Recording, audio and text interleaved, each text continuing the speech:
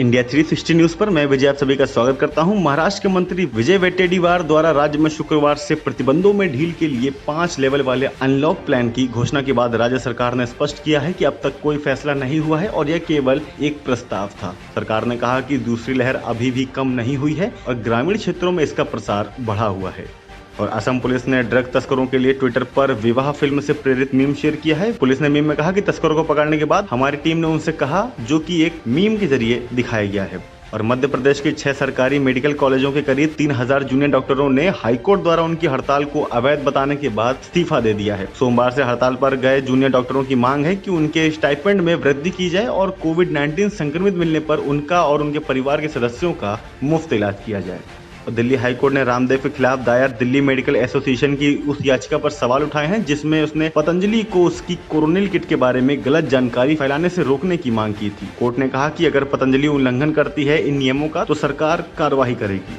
और दिल्ली विश्वविद्यालय के वाइस चांसलर पीसी जोशी ने कहा है कि 12वीं बोर्ड की परीक्षा घोषित होते ही प्रवेश प्रक्रिया शुरू की जाएगी, जिसमें सभी बोर्डों को समान महत्व दिया जाएगा। वीसी ने 15 जुलाई के आसपास रजिस्ट्रेशन प्रक्रिया शुरू होने की बात कहते हुए कहा कि इस बार भी छात्रों को अंकों के आधार पर प्रवेश दिया जाएगा। और मध्य प्रदेश के राजगढ़ में एक मंदिर में कथित तौर पर कोरोना वायरस को भगाने के लिए आयोजित कार्यक्रम में भीड़ जुटने के बाद प्रशासन ने 4 लोगों के खिलाफ कोविड-19 प्रोटोकॉल का उल्लंघन करने को लेकर केस दर्ज किया है। घटना का एक वीडियो सोशल मीडिया पर वायरल हुआ है जिसमें अधिकतर लोग बिना मास्क के नजर आए हैं। और 4 महीनों में पहली बार मुंबई के धारावी में गुरुवार को कोविड-19 का सिर्फ एक नया मामला सामने आया। बीएमसी के एक अधिकारी के मुताबिक धारावी में कोविड-19 के कुल मामले 6829 हो गए हैं और करीब 2.5 वर्ग किलोमीटर के दायरे में फैले धारावी को एशिया की सबसे बड़ी झुग्गी बस्ती माना जाता है और जिसकी आबादी करीब 6.5 लाख से ज्यादा है। और महाराष्ट्र के मंत्री विजय वडेट्टीवार ने बताया है कि कोविड-19 महामारी के मद्देनजर राज्य बोर्ड की 12वीं की परीक्षा रद्द कर दी गई है। वहीं राज्य सरकार ने अप्रैल में 10वीं कक्षा की परीक्षा भी रद्द की थी। और गौरतलब है कि सीबीएसई, आईसीएसई और कई राज्यों के शिक्षा बोर्ड ने 12वीं की परीक्षा रद्द की है।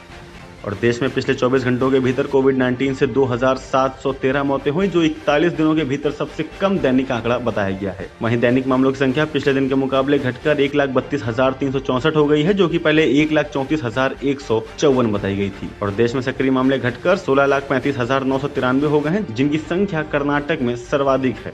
और अमेरिका की उपराष्ट्रपति कमला हैरिस ने गुरुवार को प्रधानमंत्री नरेंद्र मोदी से बातचीत की और उन्हें अमेरिका की वैश्विक आवंटन योजना के तहत बांटी जा रही कोविड-19 वैक्सीन की पहली डोज करीब 2.5 करोड़ रुपयों के खुराक में बताया है। उन्होंने 3 अन्य देशों के प्रतिनिधियों से भी बातचीत की है और पीएम मोदी ने ट्वीट किया कि मैं इस आश्वासन की दिल से सराहना करता हूँ।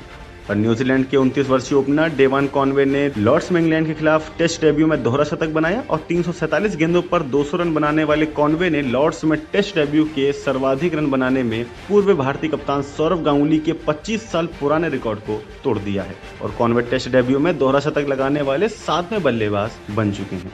और न्यूजीलैंड के खिलाफ 18 से 22 जून तक वर्ल्ड टेस्ट चैंपियनशिप का फाइनल मैच खेलने टीम इंडिया साउथहैम्पटन पहुंच चुकी है और टीम को स्टेडियम के पास मौजूद हिल्टन होटल में ठहराया गया है। रोहित शर्मा, जसप्रीत बुमराह, रिद्धिमान साहा सहित कई खिलाड़ियों ने ग्राउंड व्यू वाली तस्वीरें भी सोशल मीडिया पर पोस्ट करी हैं। अभी यह स्पष्ट नहीं हुआ है कि भारतीय खिलाड़ी कितने दिन क्वारंटाइन रहने के बाद ग्राउंड पर प्रैक्टिस शुरू कर सकते हैं। और न्यूजीलैंड की टीम भी जब इंग्लैंड पहुंची तो उसे खिलाड़ियों को 3 दिन क्वारंटाइन के बाद प्रैक्टिस की इजाजत मिली थी।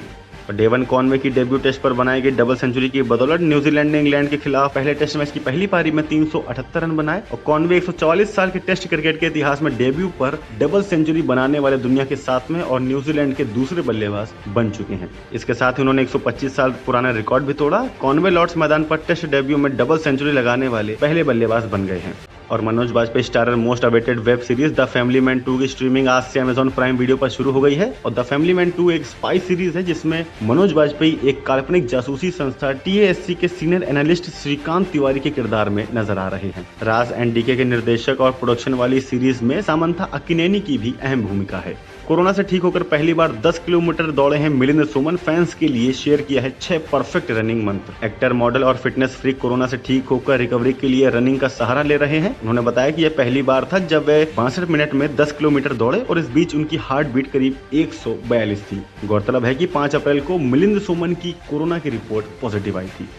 और इसी के साथ में मौसम की खबर। भारतीय मौसम विभाग ने गुरुवार को बताया है कि दक्षिण पश्चिमी मानसून 2 दिन की देरी से केरल पहुंच गया है, जिसके साथ 4 महीने के बारिश का मौसम शुरू हो गया है। यह अगले 2 दिन केरल व लक्षद्वीप के बाकी हिस्सों, तमिलनाडु व पुडुचेरी के कुछ अन्य हिस्सों और कर्नाटक के कुछ हिस्सों में दस्तक दे सकता है। सितंबर के महीने में दिल्ली में अच्छी खासी बारिश हो सकती है, लेकिन यास साइक्लोन ने मानसून की गतिविधियों को प्रभावित किया है। ऐसे में मानसून दिल्ली में थोड़ी देरी से दस्तक देगा। आगे की अपडेट के लिए देखते रहिए इंडिया 360 न्यूज, खबर दिन भर की।